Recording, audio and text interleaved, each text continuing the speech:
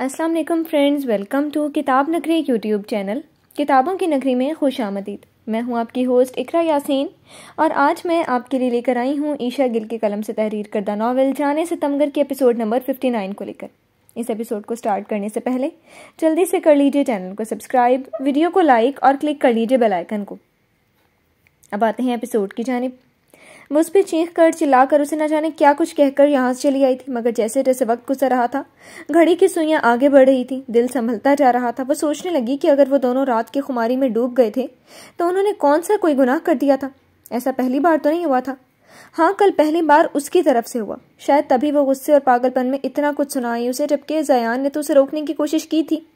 وہ اسے اس کی اجازت کے بغیر چھونا نہیں چاہتا تھا۔ اس بات کو وہ جھوٹا قرار نہیں دے سکتی تھی، کیونکہ اتنی فریادوں، اتنی پکاروں کے باوجود باقی وہ زبردستی اپنا حق لینے کھڑا نہیں ہوا تھا۔ اگر غصہ تھا تو خود پہ تھا، بلکہ یہ غصہ بھی نہیں تھا، یہ شرمندگی تھی کہ وہ کیسے اتنی بے باک ہو گئی، اور اسی شرم کے پیچھے وہ تلخی بھرے الفاظ اس کے منہ پہ مارتی چلی آئی تھی۔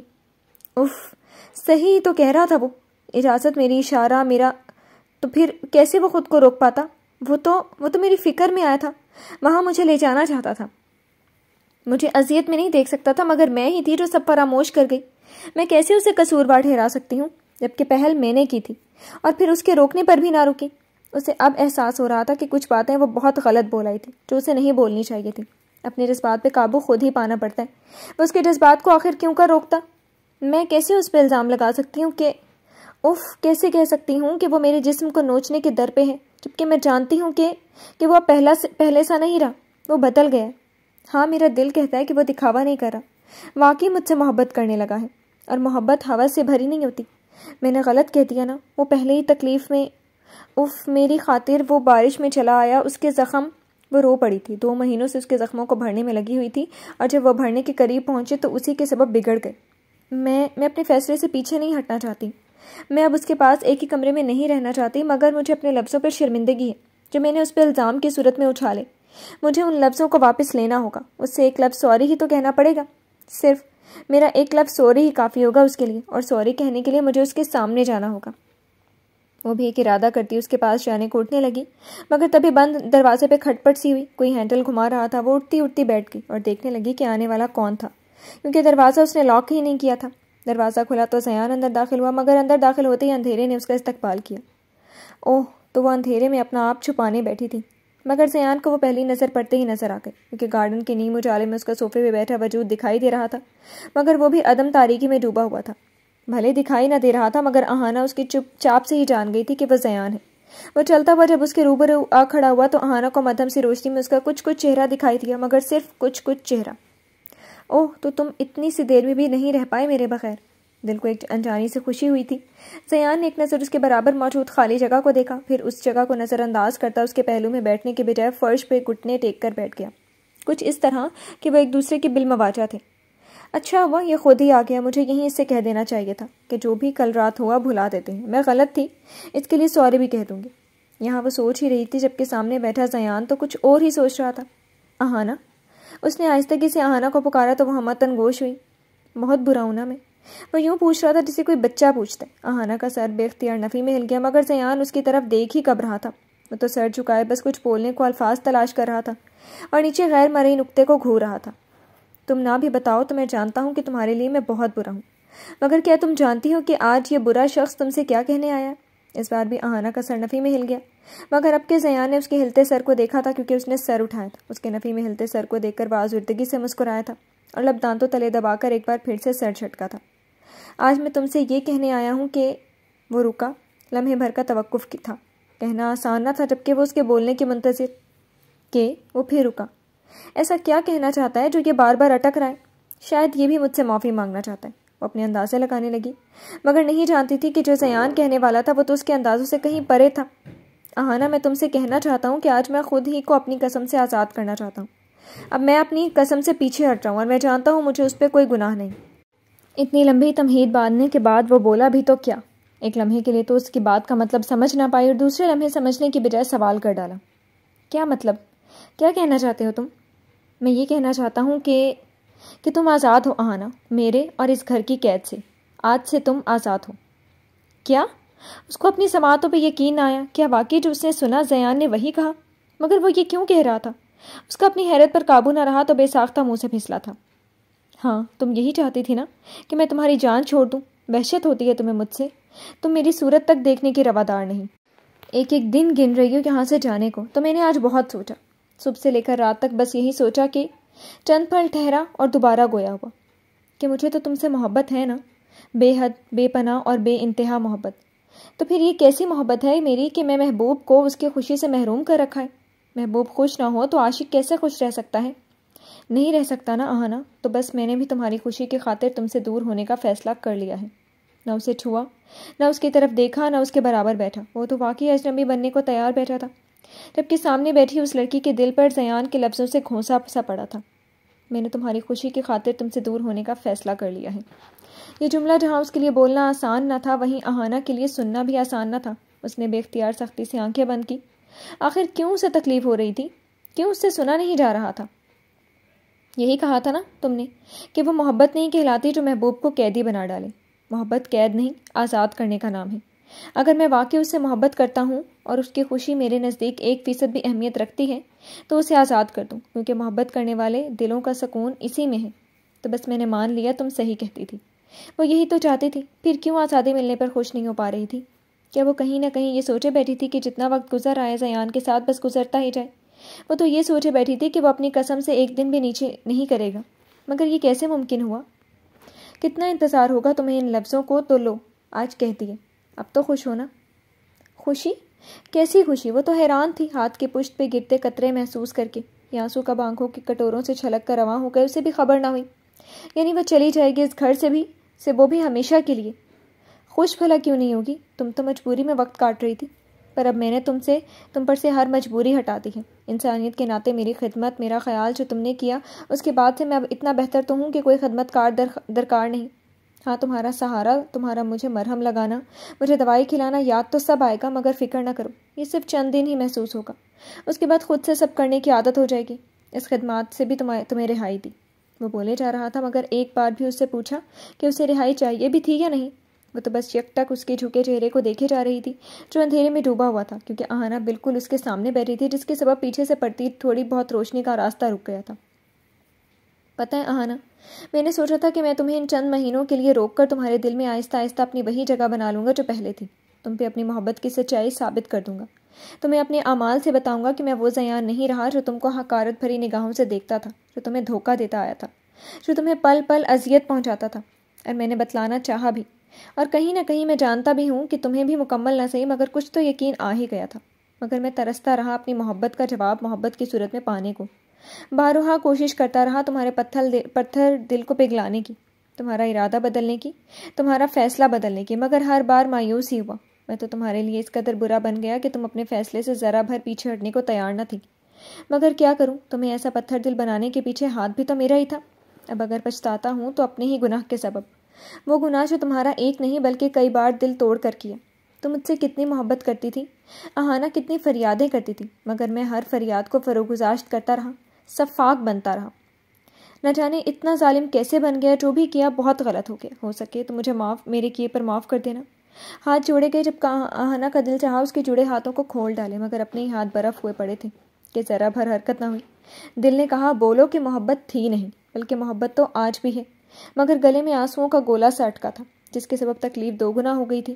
وہ رو رہی تھی مگر کوئی سسکی، کوئی ہچکی، کوئی آواز نہ تھی. یہ بے آواز آنسو تھے جو تاریکی نے اپنی آغوش میں چھپا رکھے تھے. میں ناکام ہو گیا تمہیں اپنا بنانے میں، اور یہ ناکامی ہی میری سزا ہے. مجھے میری محبت مل کر بھی مل نہ سکی.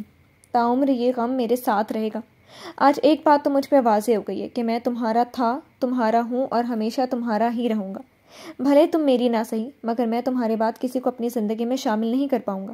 کبھی نہیں کر پاؤں گا، کیونکہ میری پہلی اور آخری محبت صرف تم ہو. تم نہیں تو کوئی بھی نہیں. میں کبھی بھی خود پہ کسی اور کو حق جتانے نہیں دے پاؤں گا. یہ نہیں ہوگا مجھ سے. وہ بھرائی ہوئی آواز میں کہتا نفی میں سر ہلاتا اٹھا تو اس کے لفظ اس کی بھیگی آواز پہ آہانہ تڑپ اٹھی تھی. اس نے سر اٹھا کر زیان کو دیکھا جو یوں کھڑا تھا کہ چہرے کی صرف ایک سائڈ نظر آ رہی تھی، اور اتنے میں بھی وہ جان گئی کہ وہ آنکھوں میں اترتی نمی کو رخ پھیرے صاف کر رہا ہے. ایسا دوسری بار ہوا تھا جب اس نے اس شخص کو نمناک آنکھوں کے ساتھ دیکھا تھا. ایک بار تب جب وہ فارم ہاؤس کے اس کمرے میں بیٹھا اپنے ماں باپ کے قتل کی داستان بیان کر رہا تھا، ان کی جدائی نے اسے رلا دیا تھا، اور دوسری بار اب جب وہ اس سے جدائی کا فیصلہ سنا رہا تھا۔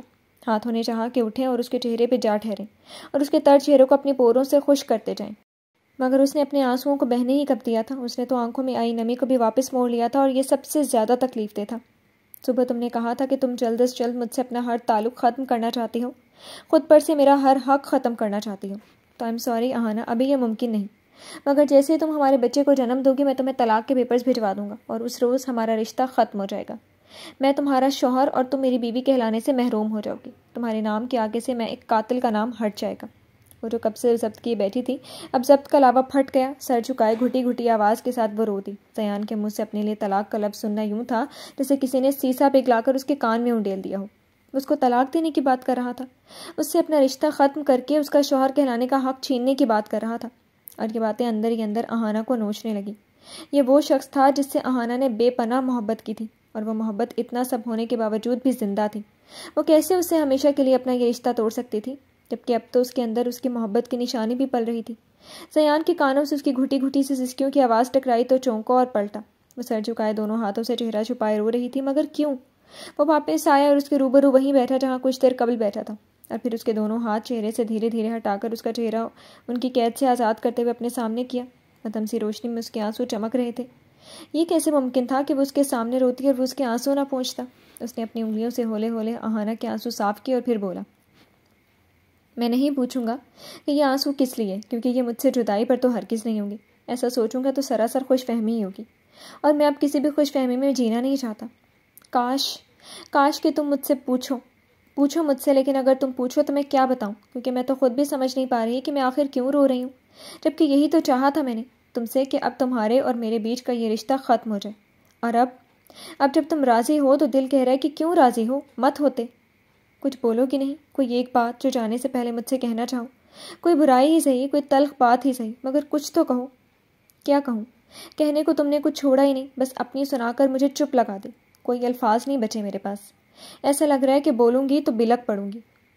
چلو مت بولو، کوئی بات نہیں۔ وہ تو اس کی خاموشی پر بھی مسکرا گیا، مگر کہ مسکراہٹ زخموں سے بھرپور تھی۔ 6 مہینے، صرف 6 مہینے کی مدت ہے ہمارے رشتے کی۔ ابھی تو جو وقت تمہارے ساتھ پڑ لگا کر اڑ رہا تھا، دیکھنا تمہارے جانے کے بعد ایک ایک لمحہ بھی صدیوں برابر لگے گا، مگر وہ وقت بھی کٹ ہی جائے گا، اور وہ دن لے آئے گا جب ہمارا بچہ اس دنیا میں آئے۔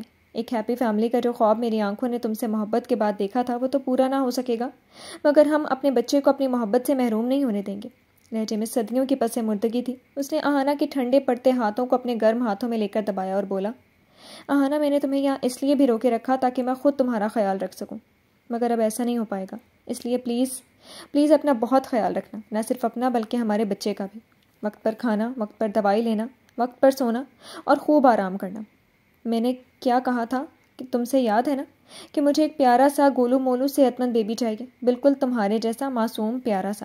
آخر میں وہ ہولے سے ہنسا تھا، اور اس بھیگی ہنسی پہ اہانا کا دل پھر سے کٹ کر رہ گیا۔ اب کہ زیان نے اس کے پیٹ پر ہاتھ رکھ کر نرمی سے سہلانا شروع کیا تو اہانا نے طراوت میں گھلی آنکھیں میچیں۔ میری ننھی سی جان، تمہارے بابا تم سے بہت پیار کرتے ہیں، ہمیشہ کرتے رہیں گے، کبھی بھی اپنے بابا سے دور مت ہونا۔ مجھ سے ملا کرو گے نا، مجھے بابا جان کہا کرو گے نا، تمہارے ان 2 لفظوں پہ تو میں تمہارے بابا جان اپنا سب کچھ لٹانے کو تیار ہو جائیں گے۔ اپنے بابا سے دور مت رہنا پلیز۔ اور یہاں اہانا کا ضبط ایک بار پھر سے جواب دے گیا، اور وہ اس کے دونوں ہاتھ اپنے پیٹ سے ہٹائے یکدم اٹھی اور بھاگتی ہوئی گارڈن کے دروازے کے بیچوں بیچ جا کھڑی ہوئی اور روتی ہی چلی گئی۔ اس کے رونے کی آواز بارش کے شور میں کہیں دبتی ہی چلی گئی، مگر زیان بارش کے شور سے بیگانہ ہو سکتا تھا مگر اس کی آواز سے نہیں۔ اس کا دل مسلا گیا تھا، آخر کیوں وہ رو رہی تھی، کیوں کچھ بول نہیں رہی تھی؟ کچھ تو بتاتے کہ کیا ہو رہا ہے اسے۔ وہ اپنی انگلی اور انگوٹھے کی مدد سے اپنی آنکھوں کے کونوں کو دبا کر نمی واپس دھکیلتا اس کے پاس چلا آیا، جو یوں رو رہی تھی کہ وجود میں واضح جنبش محسوس ہو رہی تھی۔ اہانا، اسے پکارا گیا مگر جواب ندار تھا۔ اہانا، پھر پکارا گیا مگر اب بھی وہی خاموشی۔ کیوں یہ مجھے ہانی نہیں کہہ رہا تھا؟ کیوں مجھے میری جان کہہ کر نہیں پکارا؟ کیوں نہیں بولتا؟ دوسری بار بھی جب اہانا کہا گیا تو وہ اور بھی آواز کے ساتھ رونے لگی، تو اب کے زیان نے دوبارہ نہ پکارا بلکہ اس کے سامنے آ کر دونوں بازوؤں سے تھام کر اپنے سینے سے لگایا، اور یہی وہ لمحہ تھا جہاں وہ ہار گئی اور سختی سے اس کی شرٹ کو مٹھیوں میں دبوچ گئی۔ نہ جانے کیوں تمہارے آنسو مجھے خوش فہم کر رہے ہیں، یوں لگ رہا ہے جیسے تم جانا نہیں چاہتے، لیکن کیا؟ بولو نا۔ لیکن جس طرح ہمیشہ تم مجھ سے جڑنے کے بعد پچھتاتی ہو، میں نہیں چاہتا اب بھی کچھ ایسا ہو۔ سب بھول جاؤ، سب۔ بس یہ یاد رکھو کہ تمہارا ایک اٹل فیصلہ تھا، اور وہ یہ کہ تمہیں مجھ جیسے انسان کے ساتھ کسی بھی صورت زندگی نہیں گزارنی۔ کل تم اپنے فیصلے پر عمل کرو گی۔ زیا نے اسے خود سے الگ کیا اور پھر اسے دور ہوتا بولا، کل تم یہاں سے جا رہی ہو، یہاں سے اپنی ہر یاد لے کر نہیں، بلکہ انہیں یہیں آگ لگا کر، کیونکہ تم یہی چاہتی تھی کہ مجھ سے جڑی ہر یاد کو اپنے دل و دماغ سے مٹا ڈالو، انہیں آگ لگا ڈالو۔ تو کل تم اس پر عمل کرنا، میں تمہارا سارا سامان تیار کروا دوں گا، کمرے میں آنا چاہو تو آ جانا، نہیں تو سامان باہر آ جائے گا۔ یہ کہتا وہ آگے بڑھ گیا، جبکہ وہ تڑپ کر پلٹی اور اسے آواز دینا چاہی، مگر نہ دے سکی، کیونکہ یوں لگا جیسے کسی نے اس کے گلا گھونٹ دیا۔ وہ جا رہا تھا اور اس کے نام جدائی کر کے، اسے آزادی کی ایسی نوید سنا کر جس نے خوشی کے بجائے اسے دیا تو صرف اور صرف درد۔ وہ تو اسے پکار بھی نہیں پائی تھی، وہ خود ہی دروازے تک جا کر رک گیا اور پلٹ کر یکٹک اپنی طرف دیکھتی اس لڑکی کو دیکھے گیا، میں تم سے بہت محبت کرتا ہوں آہنا، بہت زیادہ، اتنی کہ اب اپنا وجود تمہارے بنا بیکار لگتا ہے، یوں لگتا ہے جس تمہارے ہونے سے ہی تو ہوں میں۔ بہت چاہتا ہوں تمہیں اور ہمیشہ چاہتا رہوں گا، میرے دل میں، میرے تصور میں میری بیوی ہمیشہ تم ہی رہو گی۔ اپنی زندگی تمہارے ساتھ جینا چاہتا ہوں، زندگی کا ہر لمحہ تمہارے ساتھ خوبصورت بنانا چاہتا ہوں، مگر قسمت کھیل کھیل گئی۔ مگر چلو، قسمت کا یہ کھیل بھی منظور ہے۔ یہ دروازہ پار کرنے سے قبل ایک بات کہہ دینا چاہتا ہوں، اور وہ یہ کہ ان 6 مہینوں میں کہیں بھی تمہیں یہ لگا کہ تمہیں بھی مجھ سے ابھی بھی محبت ہے اور تم میرا ساتھ چاہتی ہو، اپنا ہر لمحہ میری سنگ بتانا چاہتی ہو، تو پلیز دیر مت کرنا اور لوٹ آنا اپنے زیان کے پاس، جو صرف تمہارا ہے، جو صرف تم پہ مرتا ہے۔ تڑپ سے بھرپور تھے الفاظ، کیسی التجا تھی، کیا حسرت تھی ان میں، کیسا بھیگا پن تھا۔ الفاظ ختم ہوئے، وہ پلٹا، دروازہ کھولا اور نگاہوں سے اوجھل ہو گیا، جبکہ اس کے دروازہ بند کرنے کی دیر تھی کہ مجسمہ بنی آہانہ میں حرکت ہوئی۔ وہ چند قدم چلی اور پھر دھڑام سے نیچے جا گری۔ کچھ پتہ نہ چلا کہ آنسو کون سے تھے اور بارش کے قطرے کون سے تھے، وہ بس بھیگتی ہی گئی۔ بارش کی آواز میں اس کی سسکیاں دیتی چلی گئیں، دبتی چلی گئیں، آنکھیں بند کی آسمان کی طرف چہرہ اٹھائے وہ پھوٹ پھوٹ کر روتی چلی گئی۔ وہ کمرے سے نکلا تو دیوار کو تھام کر چند لمبی لمبی سانسیں بھریں اور پھر سر کو یوں زور سے جھٹکا، گویا سن ہوتے دماغ کو کام میں لانے کی کوشش کی ہو۔ اسے نہیں معلوم تھا کہ اس نے اپنی زندگی کا اس سے مشکل فیصلہ بھی کبھی کیا تھا جو آج کیا۔ آہانہ کے سامنے تو جیسے تیسے خود کو مضبوط اور نارمل ظاہر کرنے کی کوشش جاری رکھی، مگر باہر نکلتے ہی سب ملیا میٹ ہو گئی۔ اس کا دم گھٹ رہا تھا، سانس لینا دشوار ہو رہا تھا۔ اس نے لمبے لمبے ڈگ بھرے اور باہر چلا آیا۔ بارش کے سبب نائٹ ڈیوٹی والا گیٹ کیپر اپنے کوارٹر میں تھا، مگر اسے اس کی ضرورت بھی نہ تھی۔ اس نے خود ہی گیٹ کھولا، گاڑی باہر نکالی اور گیٹ بند کیا، اور پھر گاڑی زن سے بھگا لے گیا۔ پھر ایک سنسان سے سڑک پر جا رکی، باہر نکلا اور گاڑی سے ٹیک لگائے سارا ضبط اس خاموش جگہ پر توڑنے لگا۔ ہاں، وہ چینخ اٹھا تھا، زور زور سے چینخ اٹھا تھا، کہنے کو کچھ نہ تھا، آنسوؤں کو باہر نکلنے کا راستہ نہیں دے رہا تھا۔ کرتا تو کیا کرتا سوائے چلانے کے۔ ایک طوفانی رات کل تھی جو خوبصورتی میں ڈھلی مخمور رات تھی، اور ایک طوفانی رات آج کی تھی جو واقعی دو دلوں کے اندر طوفان لائی تھی۔ یہاں وہ بارش میں بھیگتا چلا رہا تھا اور وہاں وہ بارش میں بھیگتی آنسو بہا رہی تھی۔ رات اس کی باہر ہی گزری۔ صبح کے اجالے میں لوٹا تو نور کو آہانہ کا تمام سامان پیک کر کے ہال میں رکھ دینے کو کہا۔ نور یہ سن کر مرجھا سی گئی، کیونکہ آہانہ کا سامان پیک کرنے کا مطلب یہی تھا کہ وہ یہاں سے جا رہی ہے۔ اس نے بجھے دل کے ساتھ اس کا سارا سامان پیک کر کے باہر رکھا تو زیا نے دروازہ لاک کر کے خود کو کمرے میں قید کر لیا۔ وہ نہیں دیکھنا چاہتا تھا اس کو جاتے ہوئے، کیونکہ اس سے دیکھا ہی نہیں جاتا تھا۔ اسے دیکھتا تو کیا پتا دل بدل کے ہاتھوں مجبور ہو کر اسے پکار بیٹھتا، اسے روکنے کو دل مچل اٹھتا، اور وہ اس سب سے بچنا چاہتا تھا۔ وہ جاننا چاہتی تھی اور اس کے لیے مشکل کھڑی نہیں کرنا چاہتا تھا۔ جی تو فرینڈز، کیسی لگی آپ کو آج کے ایپیسوڈ؟ کمنٹ سیکشن میں ضرور بتائیے گا۔ پھر حاضر ہوں گے نیکسٹ ایپیسوڈ کے ساتھ، تب تک کے لیے اجازت دیجیے۔ شکریہ، اللہ حافظ۔